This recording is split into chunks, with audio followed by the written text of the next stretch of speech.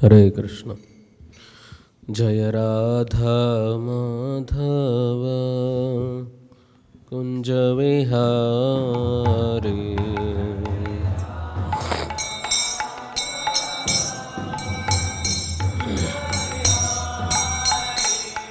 Jaya Radha Madhava Kunja Vihari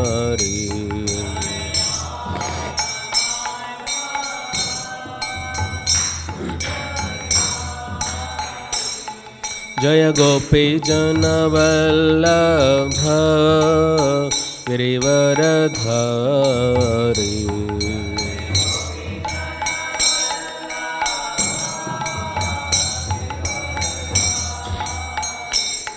Jaya Gopi Jana Vallabha Girivaradhari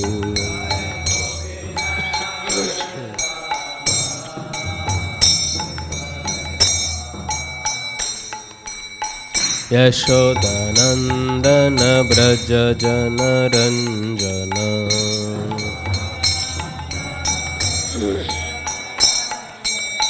Yashodanandana Braja Jana Ranjana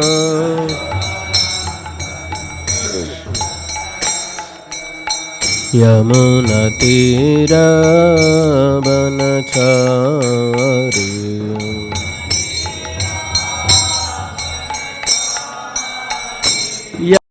Tera vanachari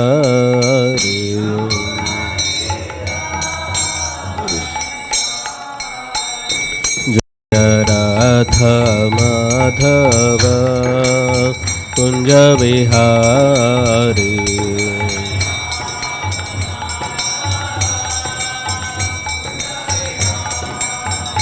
Jaya Radha Madhava Kunja Vihari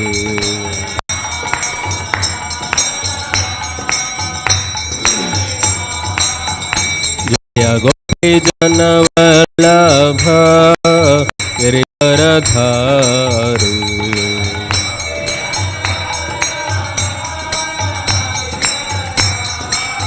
Jaya Gopi Jana Vallabha Girivaradhari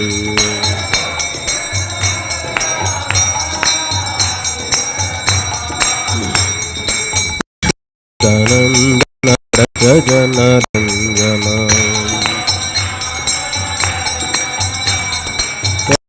Saccinandan Vraja Jana Ranjana Yamuna Tira Vanachari Yamuna Tira Vanachari Jaya Radha Madhava Kunja Vihari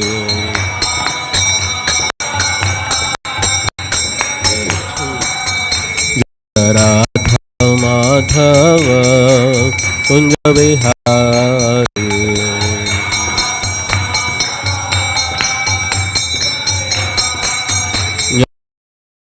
Madhava Radha Madhava Radhe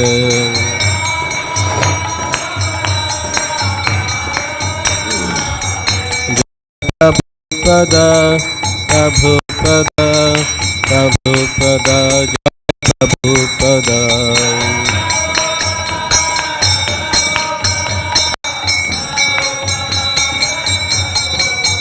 Nittai Gaura Hari Bol Hari Bol Hari Bol Nittai Gaura Hari Bol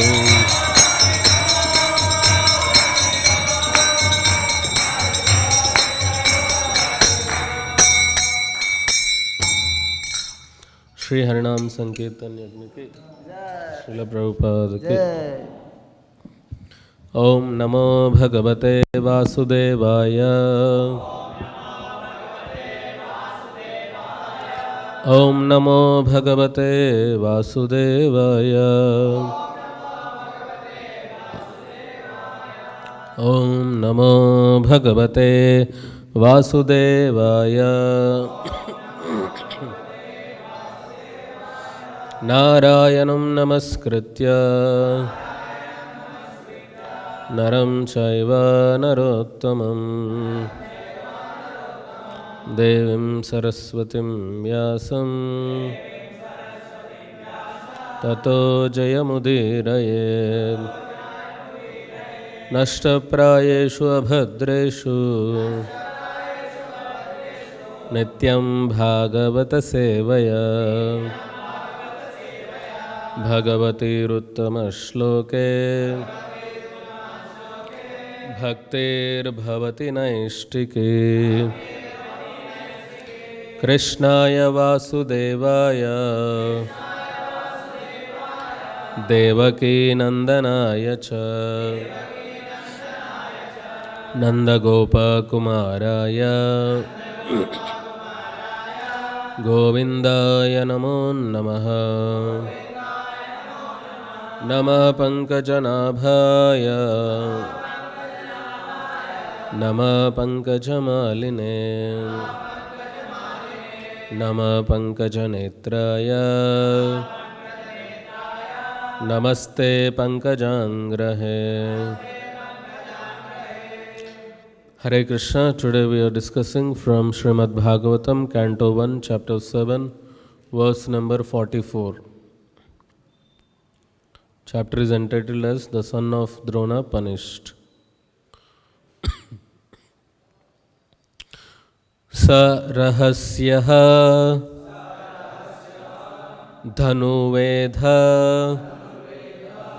sa visarga upasamyamaha astra gramaha cha bhavata shikshitaha yat anugrahat sarahasyo dhanurvedaha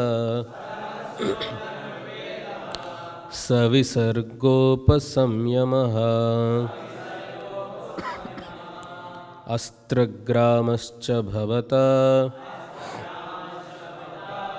shikshito yad anugrahat sarahasyo dhanurvedaha savisargopasamyamaha astragramascha bhavata shikshito yad anugrahat sarahasyo dhanurvedaha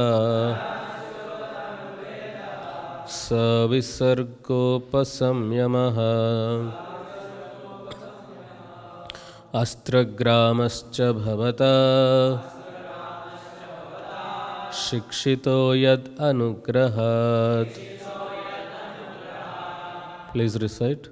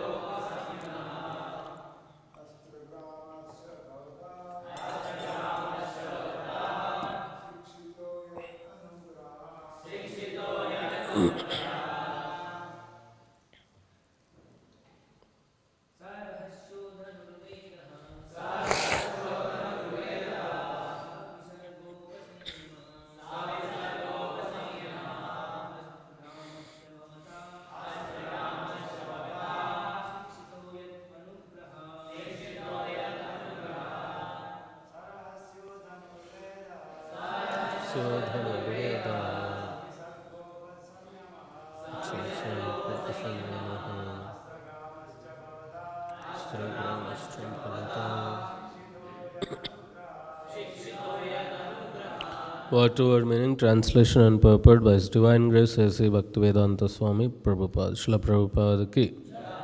Sarahasya, confidential. Dhanu Vedaha, knowledge in the art of manipulating bows and arrows. savisarga, releasing, upasamyamaha, controlling, astra, weapons, gramaha, all kinds of, cha, and bhavata, by yourself, shikshitaha, learn, yat, by whose, anugrahat, mercy of. Translation. It was by Dronacharya's mercy that you learned the military art of throwing arrows and the confidential art of controlling weapons. Purport.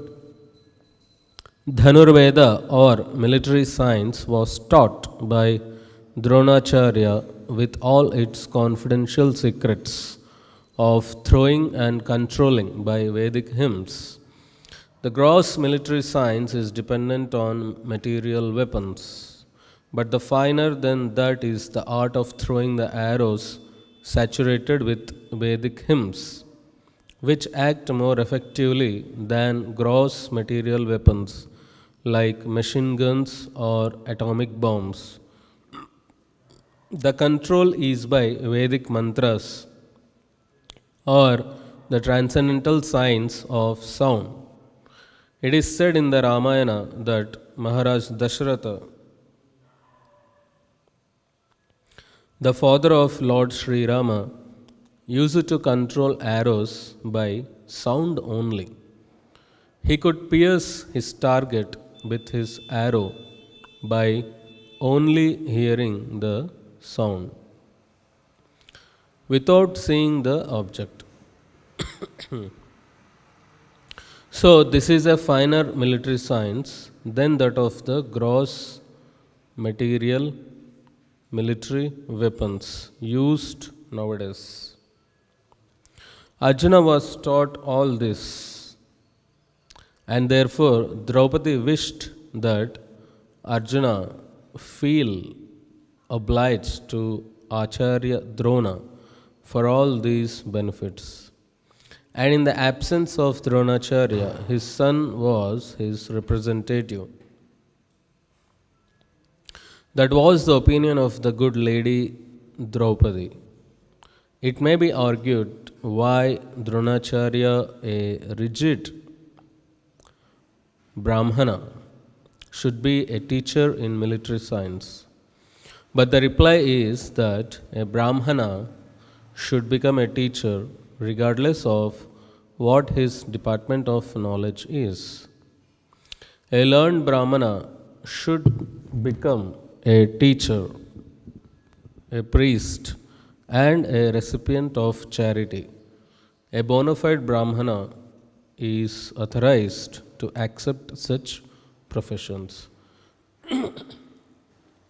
Om Ajnanatimirandhasya Jnananjanashalakaya Chakshurunmilitam Yena Tasmai Shri Gurave Namaha Shri Chaitanya Manobhishtam Sthapitam Yena Bhutale Swayam Rupa Kadamayam Dadati Swapadantikam Vandeham Shri Guru Shri Yuta Padakamalam Shri Gurun Vaishnavamscha Shri Rupam Sagrajatam Sahagana Raghunatanvitam Tam Sajivam Sadvaitam Savadhutam Parijana Sahitam Krishna Chaitanya Devam Shri Radha Krishna Padan Sahagana Lalita Shri Vishakanvitamscha Namam Vishnupadaya Krishna Prasthaya Bhutale Srimate Bhaktivedanta Swaminiti Namine Namaste Saraswati Deve Gauravani Pracharine Nirvishesha Shunyavadi Paschatya Deshatarine Nama Mahavadanyaya Krishna Prema Pradayate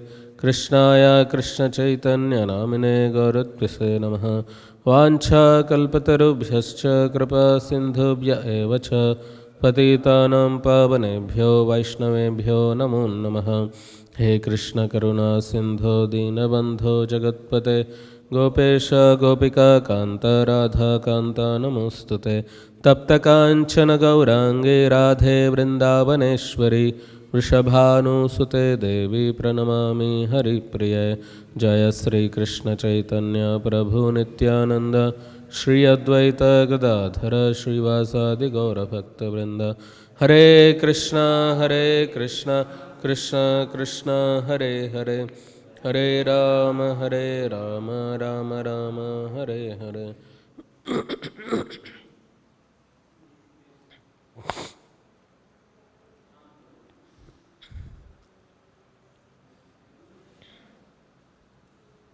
Hare Krishna. So we are discussing this chapter, the son of Drona punished. Who is the son of Drona? Ashwathama. What is the meaning of Ashwathama?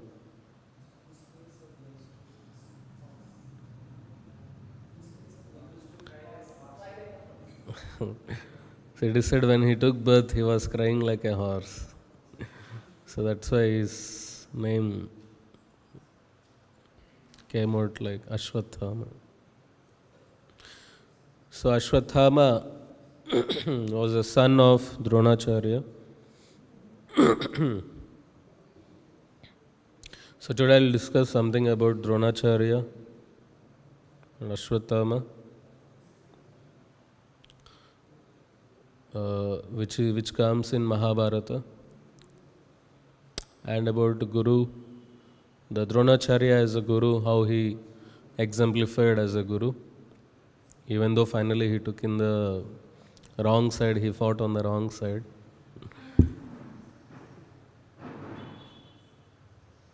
But he was bound to do that, like Bhishma.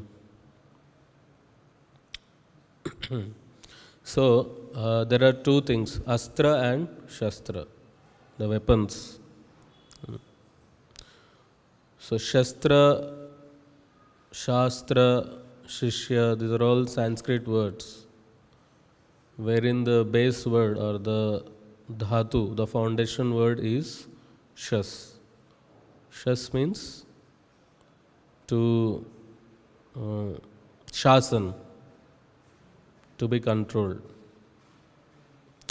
If the Shastra is not in control, then it will create havoc.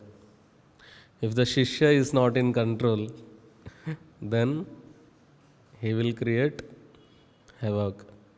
And if the Shastra is not used, not understood properly, then you will create havoc.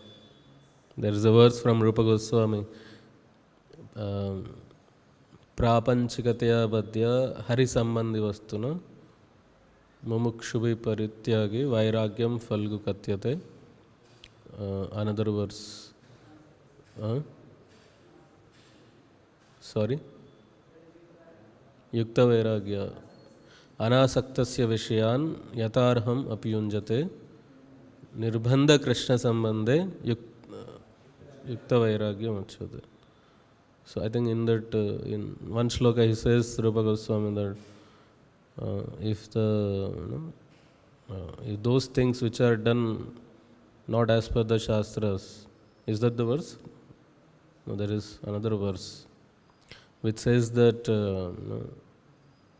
it will create havoc if Shruti Smriti Puranadi Pancharatriki Vidhimina Aikantiki Harer Bhaktir Utpatayavayu Kalpate.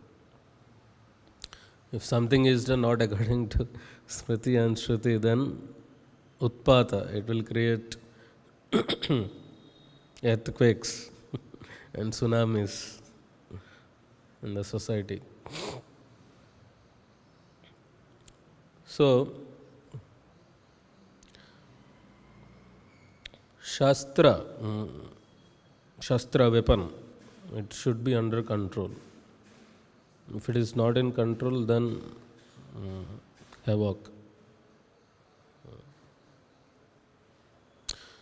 So two things, in the weapons there are two things, Shastra and Astra. Astra is Shastra is something which is carried in the hand and fought, like sword, shield. These are Shastras. Astra is something which you throw and it will do its job, like arrows, Brahmastra, Nagastra. These are Astras. Like Shastra is gun, Astra is a bomb. Something where it far goes,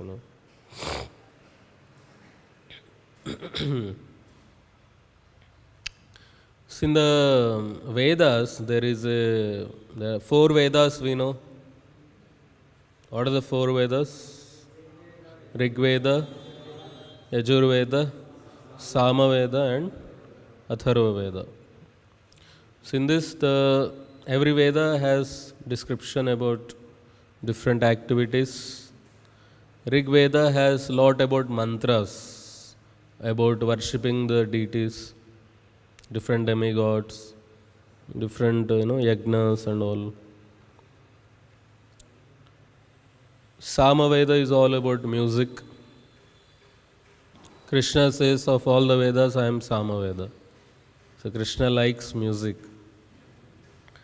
And the next, this week we are going to Pandharpur.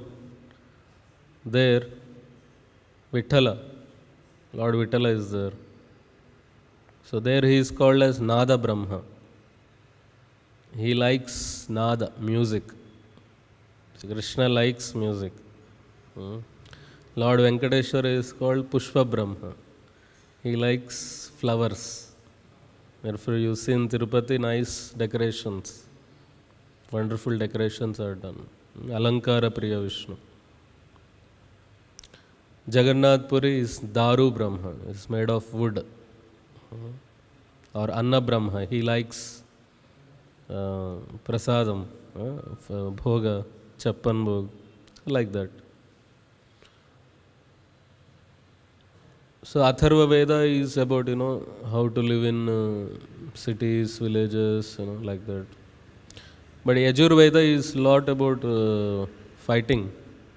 Dhanur, there is it's about Dhanur Vidya.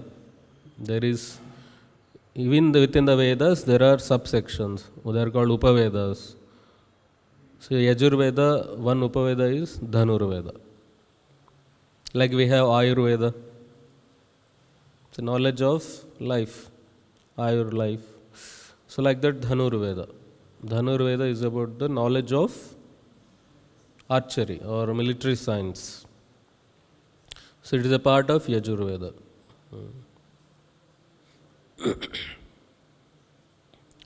So this Dhanur Veda has lot of mantras.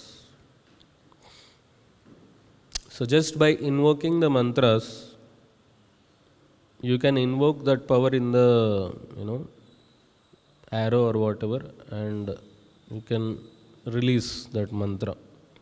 It is like formulas. A mantra has so much power. Just like formulas, if the scientist, if he has a formula, he can create a medicine. Like formulas like C plus O2 is equal to CO2. Carbon plus oxide is carbon dioxide. It's a formula. So with that you can make different experiments, create many items and all. So like that, the Vedas have mantras by which they can produce the effects.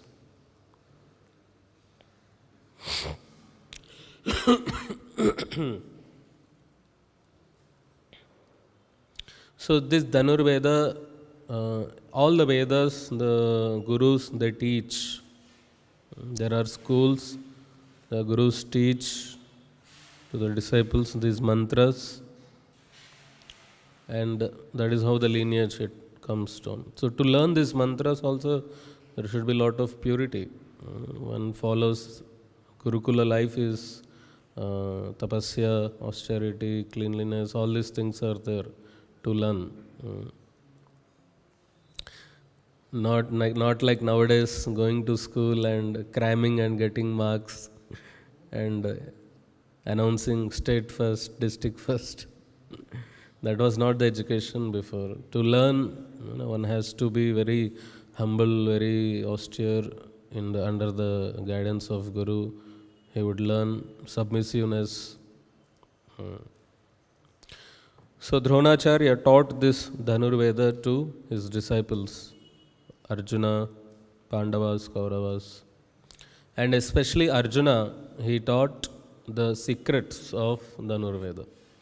Not everyone he taught, only Arjuna he taught.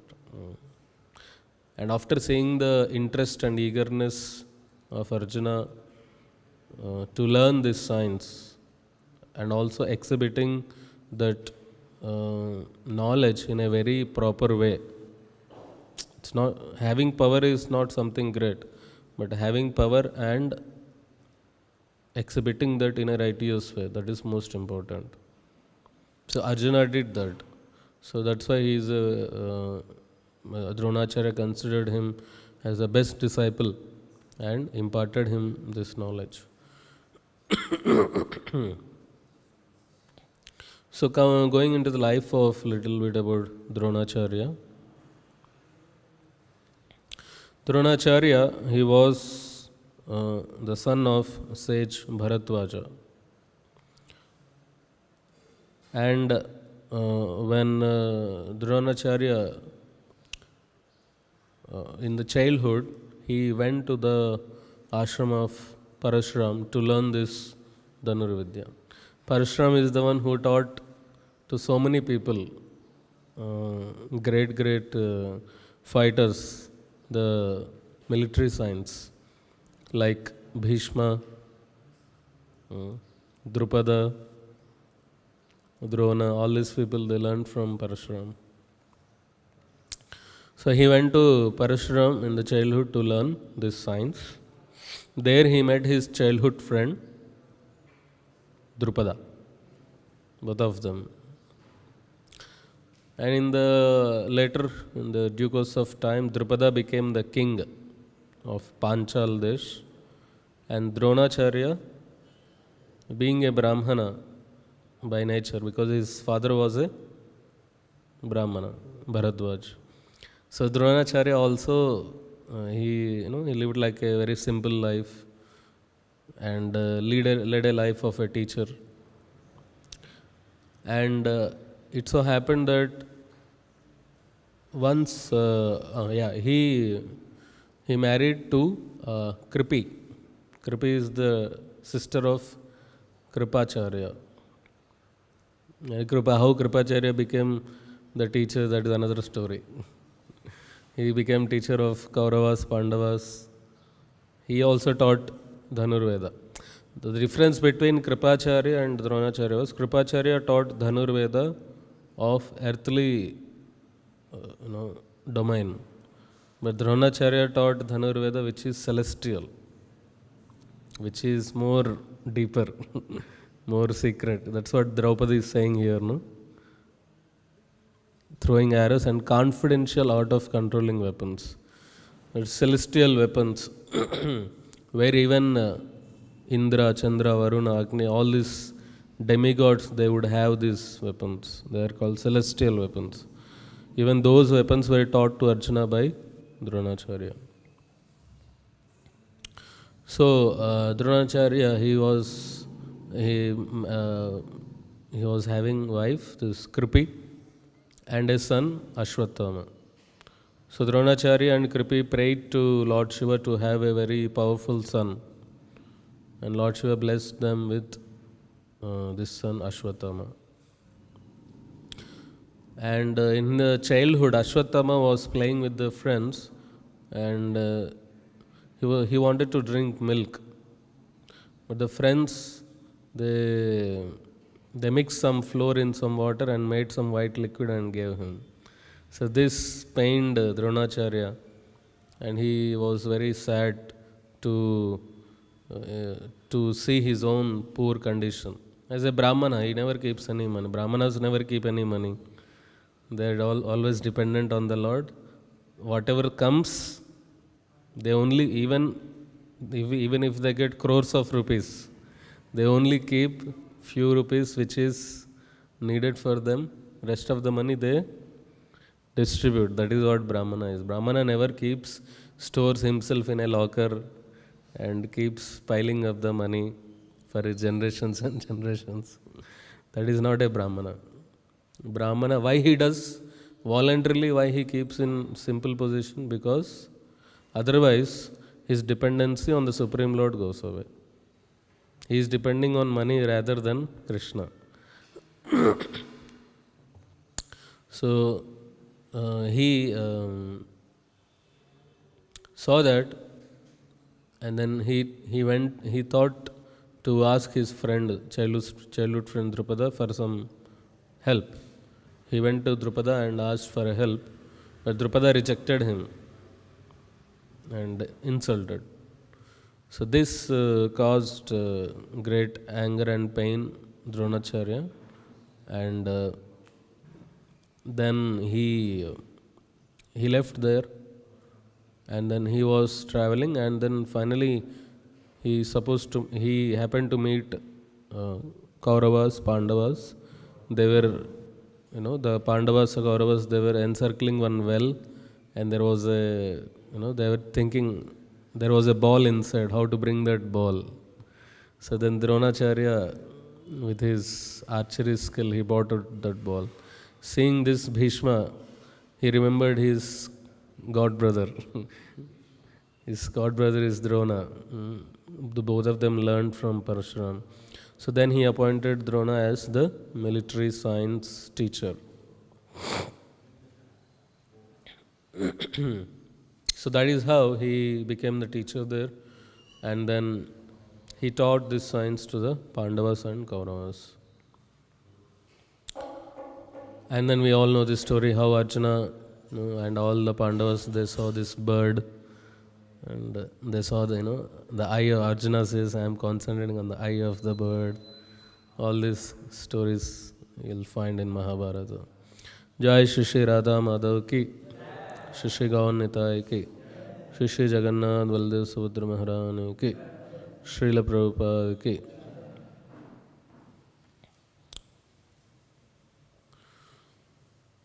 So Dronacharya was once Dronacharya, Arjuna, Krishna. So they were traveling in the forest. Another misconception that Dronacharya was, people have misconception on Dronacharya is, very mercilessly he asked for the thumb of whom? Ekalavya, right? In Indian government, there are two awards. One is the Dronacharya award and one is Ekalavya award. Ekalavya award is given to whom? To whom? One who is expert in best performance in sports, no? And Dronacharya is award to the sports teacher. I think there is Arjuna award also. So, so why Dronacharya asked for the Ekalavya's thumb? It's very merciless. Thumb is, to operate iPhone or mobile phone, you need a thumb. To operate a laptop, to catch anything, like you are catching the glass, without the thumb, how will you catch? Even though you have four fingers, but without the thumb you can't do anything. There is one mobile phone company, I think some 10 years back or so, they were advertising with the thumb. How thumb is most important in the life. So anything you want to do, you need a thumb. It's the most important element. So Dronacharya asked for a thumb. Very merciless. So people, because they don't get knowledge from an authorized source. They have a lot of misconceptions, like Karna, Ekalavya. This we need to understand from authorized sources, gurus. Srila Bhaktisiddhanta Saraswati Thakur, he writes an article on the Ekalavya about his pseudo Guru Bhakti. So when this Ekalavya was practicing this archery, these Pandavas, Arjuna, Dronacharya, Krishna, they were traveling in the forest and they see a dog. And in the dog's mouth, they see a lot of arrows, very precisely shooted. Dog is still alive. So they were very wondered who was the person who shooted arrows at this innocent dog. And when they're looking around, they found Ekalavya, who is practicing archery, keeping a statue of Dronacharya. So then they go ahead to meet this Ekalavya. Ekalavya comes front and he offers pranam. And he becomes happy to see his guru and says, what can I give you? What can I offer you? And Dronacharya says, give me your thumb. And that immediately cuts off the thumb and gives. And this people will, for outside people, this is something so great. Guru Dakshina. But Bhaktisiddhanta Saraswati Thakur explains the pseudo Guru Bhakti of Ekalavya. See, if Ekalavya is Ekalavya thinks that accepts Dronacharya as his guru, at the first moment when Ekalavya comes to Dronacharya to learn, Dronacharya rejects him. Because a perfect guru knows the mood of the person who is coming to him, disciple. What is his mindset? At the first instant only he rejected. So Ekalavya should have accepted it. My guru did not accept me. But he, in a pseudo way, he still made a statue and started practicing himself. Why Dronacharya rejected Ekalavya is, there is a desire in the Ekalavya's heart to become famous by learning. So this is not this should not be the attitude of a disciple, to become famous. And Ekalavya want to become famous, more famous than Arjuna also, who was a great Vaishnava. So Srila Bhaktisiddhanta Saraswati Thakur says that the wrong part of Ekalavya is he wanted to become famous, which is a material thing, which is a mundane thing. Who want to become famous? One who is a materialistic minded person. He wanted to become, he want his name, fame, glories to spread into each and every corner of this world. That is what a materialistic person wants. And that was the desire of Ekalavya, to become famous by learning this archery, and not only that, to become better than Arjuna, who is a Vaishnava.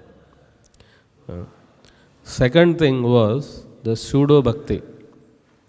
See, if Ekalavya could even cut his thumb and give to Drona, why, if he is expecting such spontaneous bhakti towards his guru, why he did not accept his guru's instruction at the first point? The guru told him, no, I will not teach you. So he should have accepted at the first instant. He did not accept the instruction, rather he wanted to give his thumb thinking that he will become much more famous. Seeing his, people will see his mundane morality, mundane bhakti. Another thing is that the impersonal way of worshipping his guru. He neither satisfied his guru, neither his guru gave him any instruction. Any confidential instruction was not given. Neither any seva was not done to his guru. Neither any question answers was not done with his guru. There was no prashnottar. So without all these things, he just made a self-made guru and started practicing. So this, Srila Bhaktisiddhanta Thakur says, this is impersonalism. This is pseudo Guru Bhakti. So Dronacharya and Arjuna, they wanted to save the world from this pseudo Guru Bhakti. Taking Ekalavya as a role model, in the future, the world, people will do this pseudo Guru Bhakti. So to stop this, Dronacharya wanted to end his story there only. So that is how we understand how the gurus, how elevated they were. Externally it may look like they are doing something wrong, but it's not so. Then Dronacharya, he in the Mahabharata war, when the fighting was going on, actually Dronacharya pledged to kill Yudhishthira in the war. But he tried so many times, it could not happen. Yudhishthira is the person who only speaks truth, is Dharmaraj. And Dronacharya is very powerful. You can't so easily defeat Dronacharya. Very powerful. So Krishna made a plan. There was one elephant named Ashwatthama. So he told Yudhishthira, you go and tell. If you tell, he will certainly believe. You go and tell Drona. Ashwatthama killed. Ashwatthama got killed. Then Yudhishthira became shocked. Hey, how can I speak the lie? But Krishna meant Ashwatthama. We are not saying Ashwatthama, your son. But there is another elephant, Ashwatthama also. So then Yudhishthira, still he was very, thoughtful. How can I say? So there he goes to Dronacharya and says, Narova Kunjarova. So Ashwatthama killed, but I am not sure whether it is human or an animal or an elephant. So then Drona becomes stunned. Oh, Ashwatthama killed. Then from the chariot only, Drona, because if someone says, some other person says it is something. But if Yudhishthira is saying, that must be true. Then from the chariot only, Dronacharya, he started meditating on his son. Where is he now? So as soon as he goes into meditation, Krishna says Arjuna to shoot.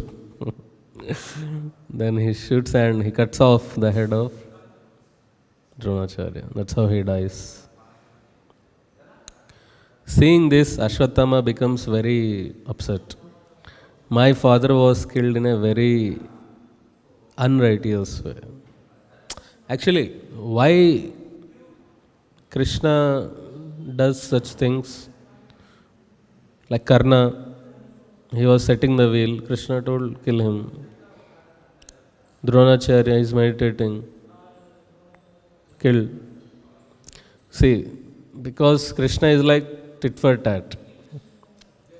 You are doing adharma, Why there should be dharma for you? Dronacharya wanted to use Brahmastra. For what? Just to protect his soldiers. Just to protect his few soldiers, he wanted to use Brahmastra, which is not correct according to the Kshatriya principles. Moreover, he took on the side of Duryodhana, Dhritarashtra, who are on the dharmic path. So in this way, Krishna comes to destroy adharma. Yada yada hi dharmasya glanir bhavati bharata abhyutanam adharmasya tadatmanam sajamaham. Krishna comes to establish dharma, to remove adharma by establishing dharma. So Ashwatthama, he was very sad. So then he releases Narayanastra. Ashwatthama releases Narayanastra to kill. Narayanastra is like very powerful. It can kill lakhs of people. Animals, chariots, it can vanish. Then who is Narayana? Krishna is only Narayana. When Narayana is personally present, what can Narayanastra do? So there is one beauty of Narayanastra. Narayanastra will attack only that person who holds a weapon, an armor or a weapon. It will not attack a person if he doesn't has a weapon or the armor. So when he released Narayanastra, Krishna told everyone, throw away your weapons. So everyone, all the Pandavas, they threw away their weapons, armors. The Narayanastra came and it went. It did not harm only.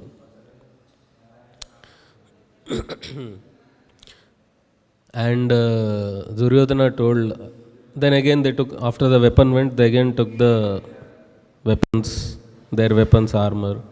Then Duryodhana told, Arey, you try again. They again cast the weapons, put another astra. Then Ashwatthama told, no, I cannot. If I use Narayanastra second time, it will kill the person who threw that astra. So I cannot use that now. So very interesting all this. So that is how Dronacharya was killed. Prabhupada writes in the purport that, and even Ekalavya, one more point, when Jarasandha came to attack Mathura, he attacked 16 times and got defeated. Right? But not killed, defeated. Why Krishna did not kill? Because so that he can bring more and more demons and Krishna can kill them. So in 17th time Jarasandha attacked. At that time, Ekalavya helped Jarasandha to attack Krishna. And Krishna knows if I don't kill this Ekalavya now, in the future he is going to certainly create disturbance in the war. So therefore he killed Ekalavya at that time. Krishna personally killed Ekalavya. Whom does Krishna kill personally? Only demons. Vrindavan Krishna killed all the demons. Dwaraka Krishna killed only demons. Mathura Krishna killed only demons. In that Ekalavya is one. So Prabhupada writes in the purport that even in the Ramayana, Maharaja Dashrath, the father of Lord Sri Ram, used to control the arrows by sound only. He could pierce his target with his arrow by only hearing the sound, without seeing the object. So once upon a time, when Maharaj Dashrath was traveling in the forest, he says some sound from, he hears a sound from some, behind the bushes, and he shoots that arrow. To whom it hits? It hits Shravan Kumar. Shravan Kumar is the one who very selflessly serves his parents, old parents, carrying front back. So he goes to bring some water. So hearing that sound, Maharaj Dashrath, not knowing it is a human, thinking it must be some animal, he shoots it. And then on the spot, he dies. Before dying, and seeing his crying roars, Dashrath understands he did a mistake and goes there and says, my parents are there, they are in need of water. So then please give them some water, and then he dies. Then Dashrath goes there, takes water and goes to their parents. Then the parents understand that, our son did not come. And Dashrath says, I did this act.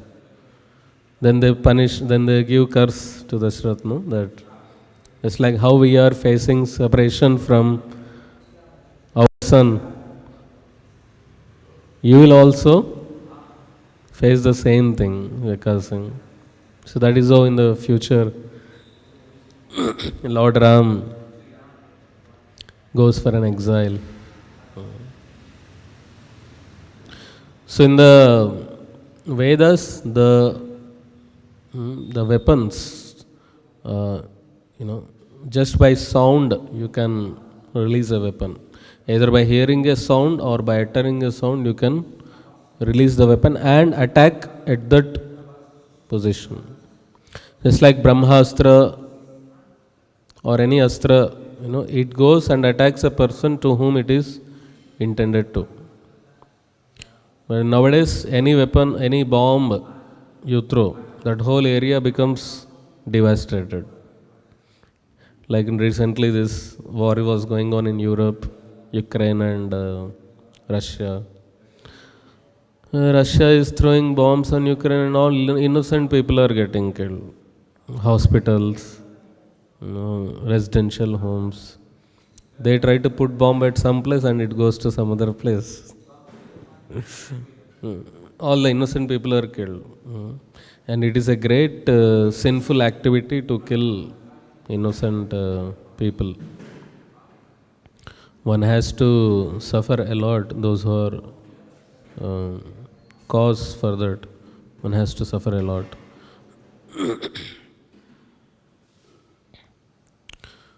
And Prabhupada says that it's a fine art in the Vedic times. It is the fine art of throwing the arrows saturated with Vedic hymns, which act more effectively than gross material weapons like machine guns or atomic bombs. Then we can also see in this verse how Draupadi is remembering or reminding Arjuna of Guru Bhakti. Guru Dronacharya is the one who taught us all this knowledge that you have. Your Guru has taught it, and the son of a Guru is a representative of the father. And I don't want to see the wife of your Guru cry like me. I don't want to say Kripi cry like me for the loss of a son. So how much merciful heart Draupadi has. How much dedicated they are towards their Guru. How much, what a very high level of mood they have. Virtuous.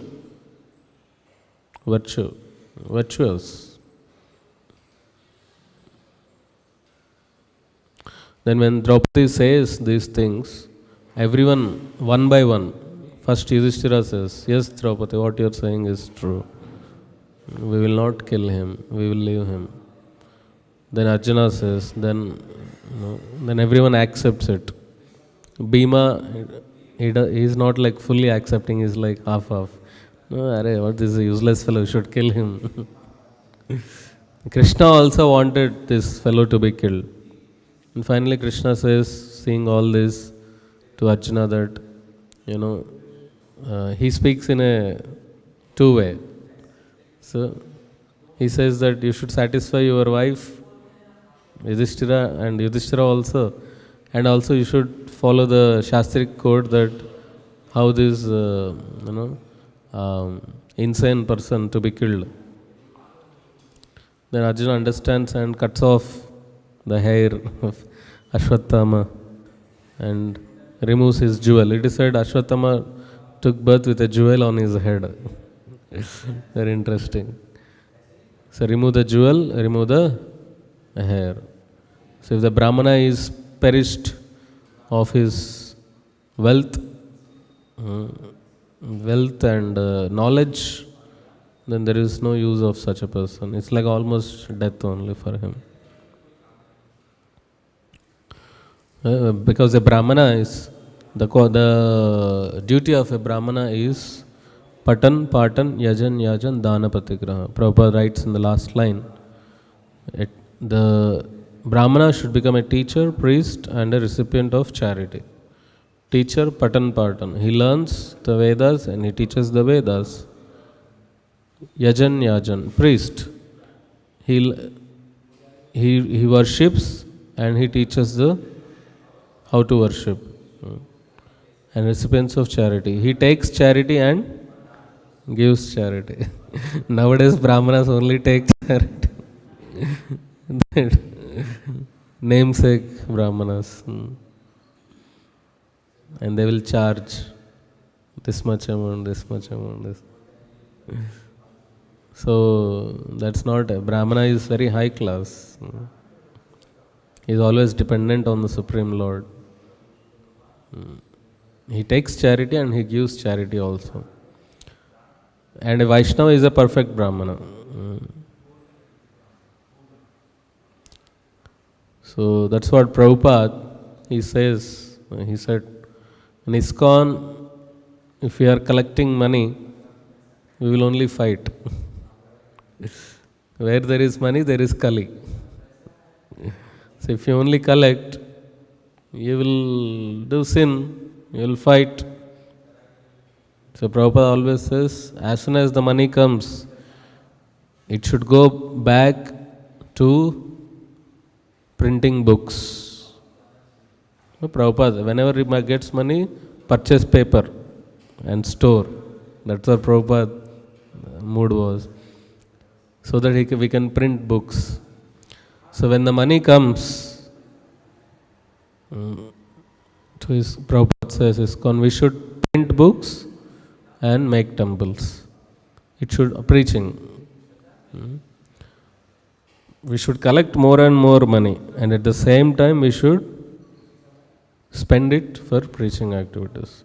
That is the perfect position. If we do that, then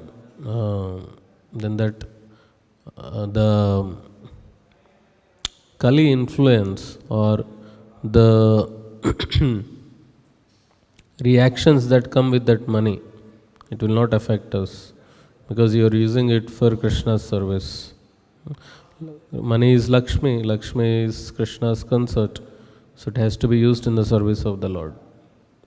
So then we are perfect Brahmanas, because Brahmana is not just sitting and collecting and eating, no. He collects and he distributes also. Vaishnavas are more merciful than Brahmanas. Brahmanas only, when someone gives, they will take. But Vaishnavas, no, we will come to you and take. You don't worry. You sit in your office, we will come to you and take. You don't know how to use your money. So one Chaitanya Mahaprabhu is called as most munificent, right? merciful, there are three things. One who is kind, one who is merciful, one who is munificent. What is the difference? Kind means feeling pain. Someone is walking without leg, handicapped. So painful. It's kind. You can't see someone's suffering. Give him some chair or something like that. Merciful is just little bit one step extra. Okay, he doesn't have a vehicle. Okay, let me arrange a vehicle for him. Or he doesn't have a home. Let me do something for him. That's merciful. Isn't it? You do something, not just words, not just kind words, but action. Do something. It's merciful. This munificent is something which that fellow even though that fellow doesn't want, still forcefully you give him. That's what Chaitanya Mahaprabhu is. All the souls in Kali Yuga, they are running away from Krishna. Chaitanya Mahaprabhu is running behind them and catching and bringing them back to Krishna. That's what we do in preaching. No one wants to come to Krishna. Everyone wants to enjoy. So what devotees do? They have their own cars, their own houses. They are enjoying materially. But they will suffer. They will take next life, they take body of animal, a cat, a dog, cockroach, we don't know. So devotees understanding that want to save them. So go to that car, knock the car, take a book, go to the house, knock the door, give some pamphlet. They don't want, but they will say, we know everything. That's okay, you try this. This is something special.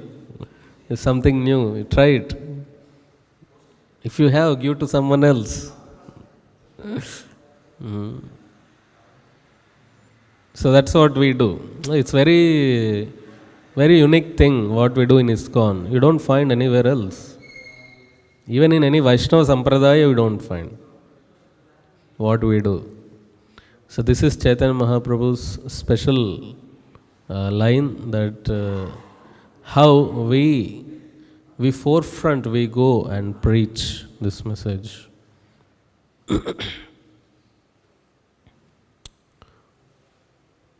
Hare Krishna. So I'll like to stop here. Any questions, comments? Yes, Prabhu.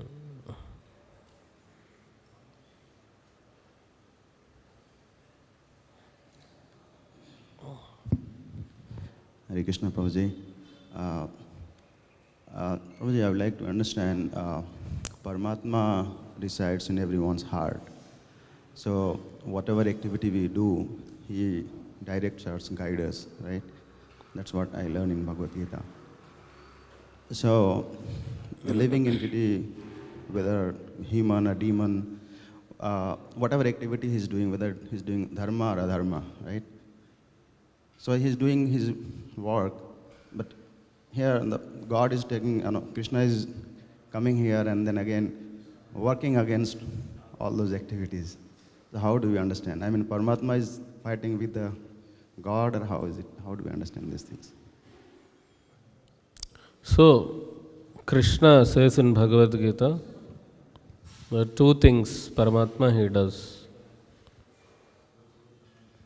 He oversees and he permits. Two things as Paramatma.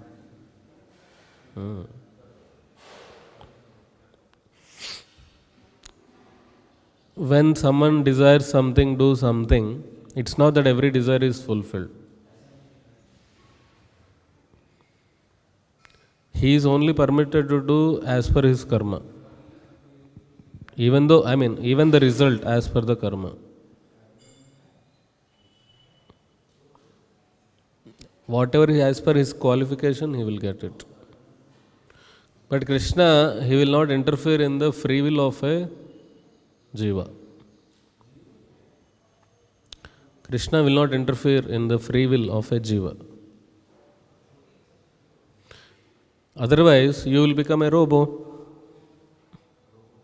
If Krishna controls everything, who are you then? You will be a robot. But we are not robots. We are living force, jiva. So we have a free will. So which, it is very small, very minute free will, which Krishna will not, he will not destroy that. He will not overpower you on that. He will leave that for you. Small, minute free will.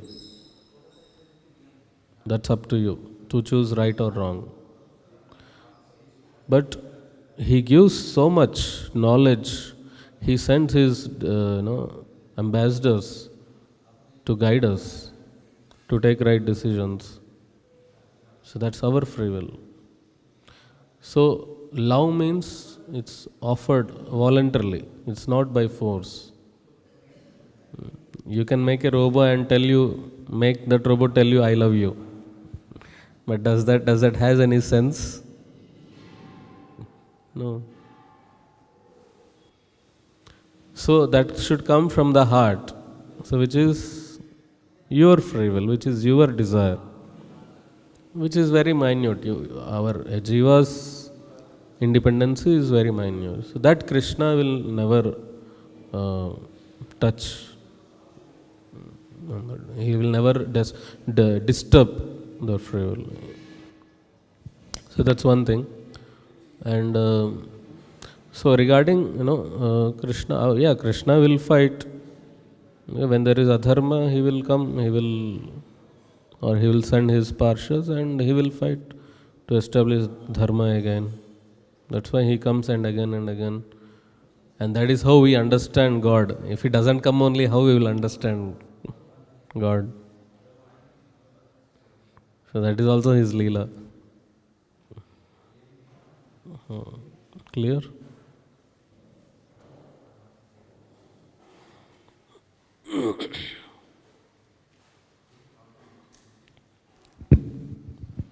Hare Krishna, Prabhuji, Dandavad Hare Pranam. Krishna.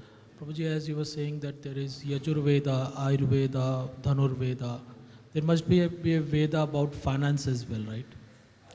Like in material world as of now, if I do CA, Chartered Accountant, if I do MBA in finance, I would be a finance guy. So I was just thinking that to serve Krishna with the help of these Shastras, there must be a Veda where I can excel in that Veda and serve Krishna. See, in the Vedic times, the economy was two things. One is agriculture, second is cows. It's not like BSc, NSC, stock points, people putting money is increasing, decreasing. There are big factories doing 3 shifts working. This was not the culture. What was the economy those days?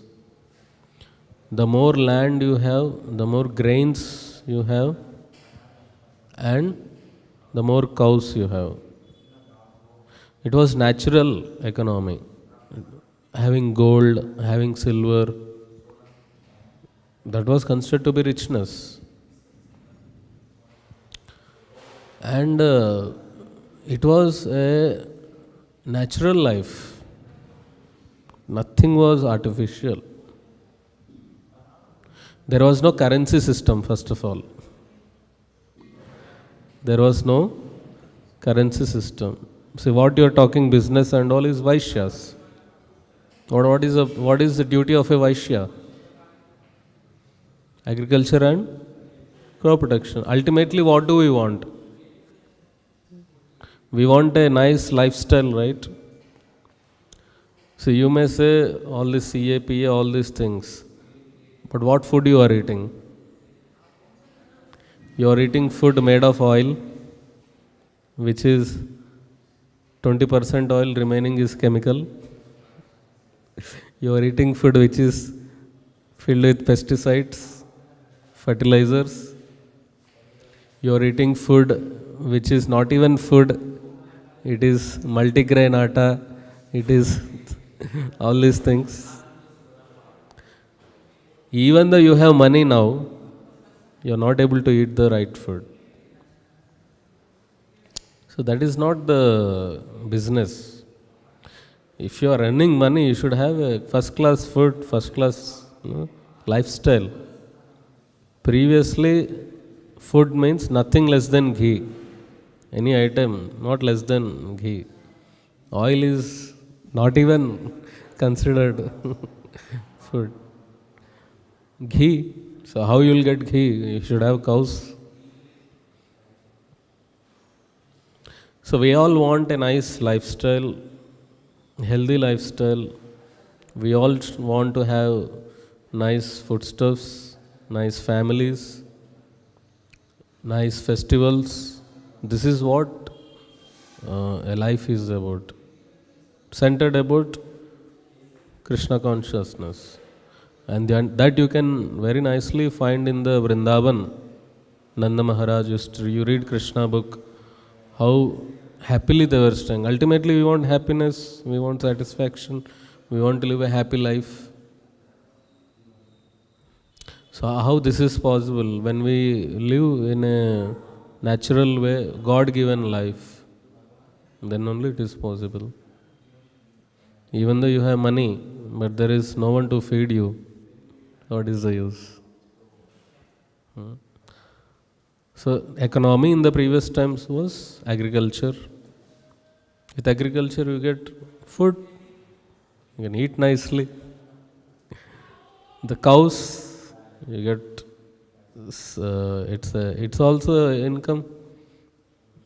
It was not currency those days, it was all items, it was all bargain system, it was barter system.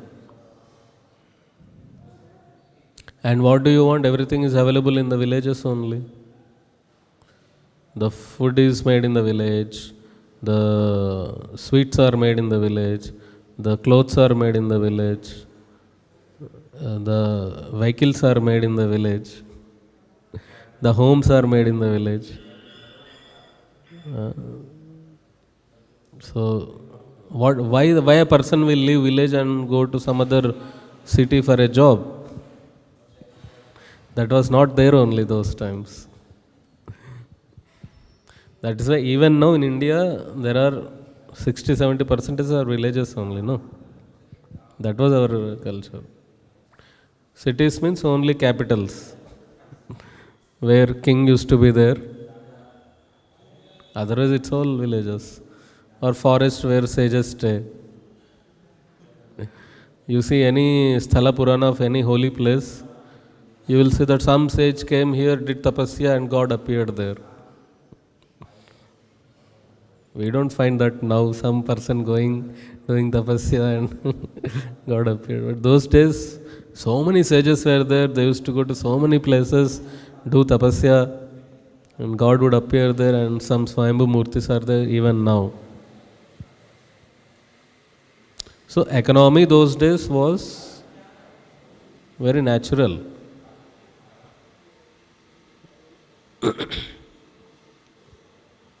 Thank you, Prabhu. Hare Krishna. And there used to be trade between countries also those days. But I think, some exchange of gold, they would send something and they would send some gold. But never the motto of life was to become rich. That was never a motto of life. Always the life was about how always to be God conscious. Of course, there are some demons like Hiranyakashipu, Ravana, all these people were there. whose motto was, you know, kill brahmanas, cows, go against God. Atheistic demons were always there. But in speaking a general common life, people were satisfied with whatever they have. And especially speaking Vaishya, business class, Vaishya community, their purpose is Krishi Goraksha Vanijyam. Krishna says Vanijyam. What is economy? Krishi Goraksha Vanijyam. The economy is agriculture and Goraksha. You do that, automatically economy becomes right, proper.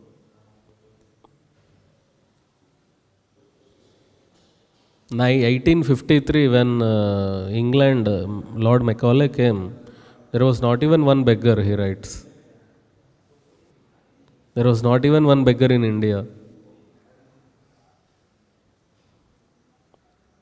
1853, just 200, 160 years, 170 years back.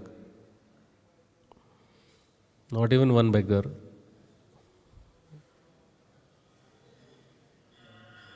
Hare Krishna. Yantraj Śrīmad-Bhāgavatam ki, Jagat Guru Srila Prabhupada ki, Jai Gaur Premanande.